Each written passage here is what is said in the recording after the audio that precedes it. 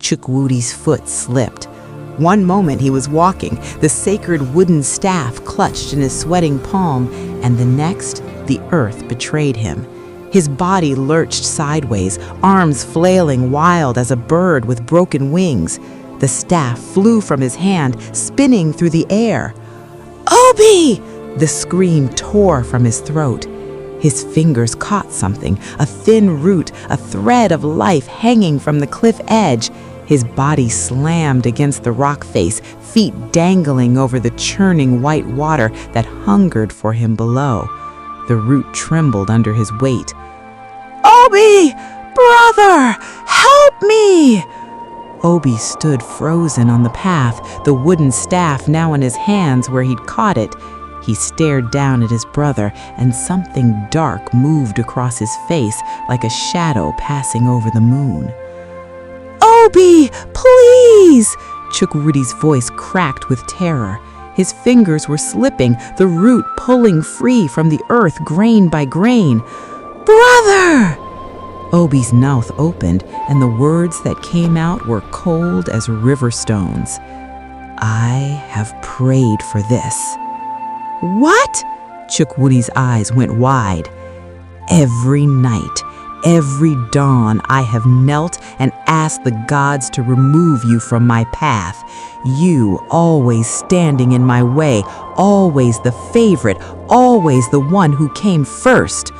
Obi's knuckles whitened around the staff, and now they have answered. "Obi, I don't understand. Please, just help me up. We can talk." "There is nothing to talk about. The kingship is mine now. It was always meant to be mine."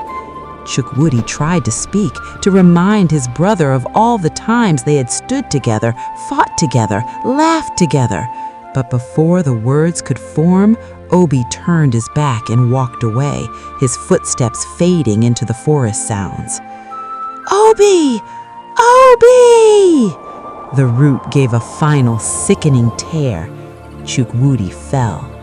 The river opened its mouth and swallowed him whole, pulling him down, down into the spinning darkness where the gods of water dance with the bones of the drowned.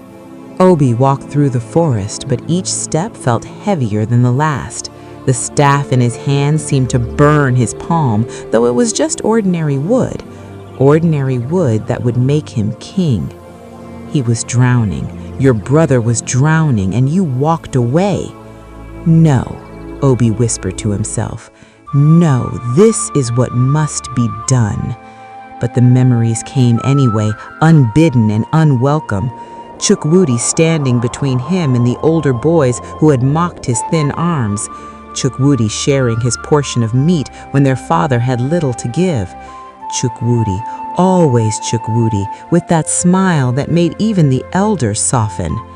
And today in the forest, when they had both seen the sacred staff gleaming in the hollow of the ancient Iroko tree, Chukwudi had been the one to reach it first, had been the one to pull it free while Obi stood watching, his heart turning to ash. But then Chukwudi turned, staff in hand, and pressed it into Obi's arms. "You take it, brother," he had said, his eyes shining with something Obi couldn't name. "You are the one who always wanted this. You are the one Mother speaks of. Take it. Let it be yours." Obi had stared at him. "But you found it. The gods chose you." "The gods chose us both. We came into this world on the same day, did we not? We are one." Chukwudi smiled. "But I know your heart, brother. I know what Mother has planted there. So take it, rule well, make our people proud." And Obi had taken it, had held it close to his chest, and felt for the first time in his life that he might be enough. "And then you let him die." "No." Obi's voice was stronger now, harder. "No, this is what Mother said must happen. There can only be one king, only one heir. She told me, she has always told me, that Chukwudi's softness would destroy our family, that I must be strong, that I must be willing to do what others cannot."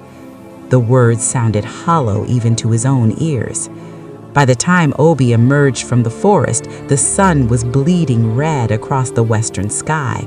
The village appeared before him like a dream, the compound walls, the smoke rising from cooking fires, the sound of children playing. Home, but it felt like a foreign country. People saw him and began to run, calling out, their voices bright with relief and joy. His father, Igwe Namdi, came striding forward, his wrapper billowing behind him, his face creased with worry that began to smooth when he saw his son. "Obi, Nwame, you have returned!" His father gripped his shoulders. "Where is your brother? Where is Chukwudi?" The question hit like a fist to the gut. Obi's mouth was dry. We separated in the forest, Father. We went different ways." "Different ways?" His father brow furrowed. "But you went together. Why would you—" "I do not know where he is." The lie tasted like poison. His father studied his face for a long moment, and Obi felt transparent, as if the old man could see straight through to the rot inside him. But then his father's gaze dropped to the staff in his hands, and his expression changed. "You found it," he breathed. "You found the sacred staff of succession." "Yes, Father." "The gods be praised!" His father's voice rose, and others began to gather, pressing close to see. "My son has found the sacred staff! The gods have chosen!" But his mother's voice cut through the celebration like a knife through flesh. "Where is Chukwudi?"